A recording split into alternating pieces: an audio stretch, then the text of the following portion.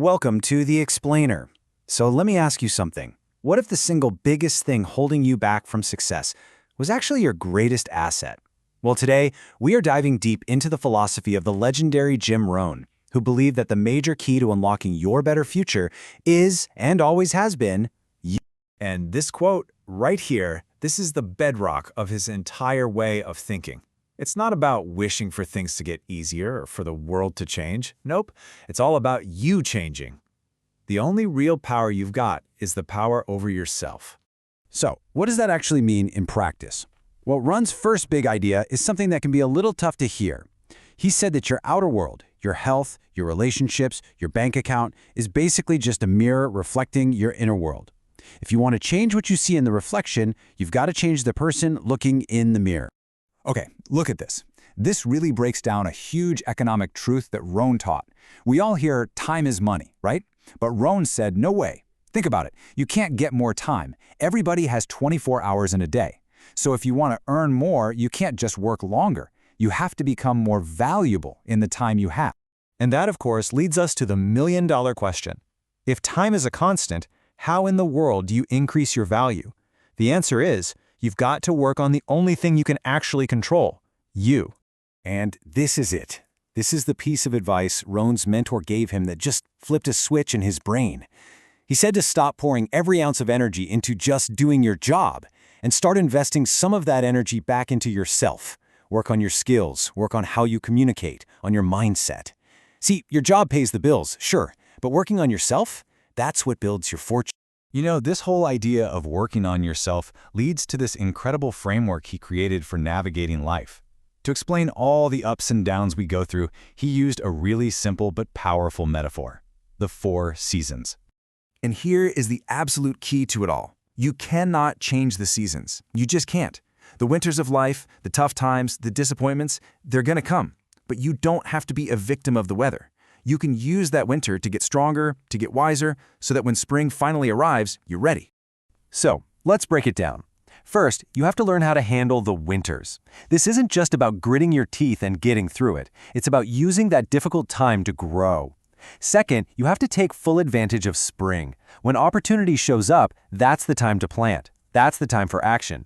Then comes summer. And in the summer, you have to be a fierce protector of everything you've planted. You've got to defend your progress against all the weeds, the negativity, the distractions, all of it.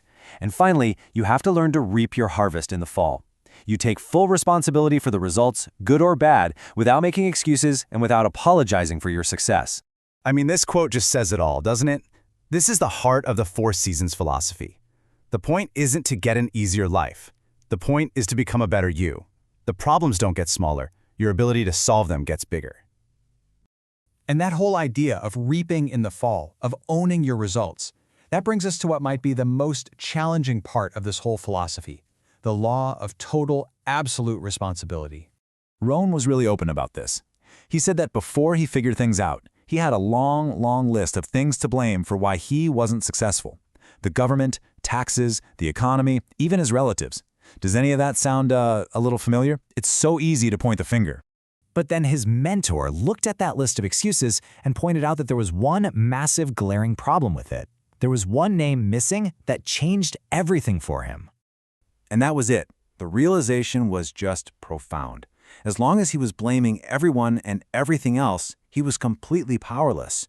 But the moment he put his own name on that list of problems was the exact moment he got the power to solve them. Because it all comes down to this unbreakable natural law.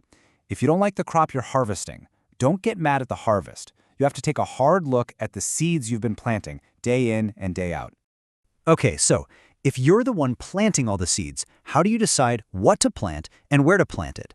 Well, this is where Rohn's ideas about goals become the engine that drives all the change. Rohn used to make this really bold claim. He'd say, I can guess a person's bank balance just by asking if they have a written list of goals. And why? Because having your goals written down isn't just a wish list. It's a statement. It's proof to yourself that you're actually serious about this. And this part is just so critical. We get so hung up on the how. How am I going to do this? How is this possible? But Rohn taught that the how is actually the easy part. The real power is in your why. If you have a reason that's strong enough, you will always figure out how to do it. So, He broke goals down into 3 simple buckets. The first 2 are kind of what you'd expect. Economic goals, like income, and then a list of things you want to have or do. But that third one, that's the game changer. It's the person you need to become in order to achieve the other 2. And that, he said, is the real prize. Which brings us to the most important part of this whole explainer, right? What are you going to do now? Because understanding all these ideas is great, but it's the action you take that actually creates a new life. And Rohn just leaves us with this powerful, maybe even a little bit of an uncomfortable question.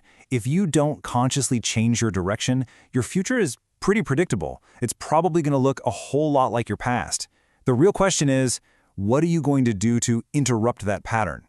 But here's the amazing news. You have the power to change.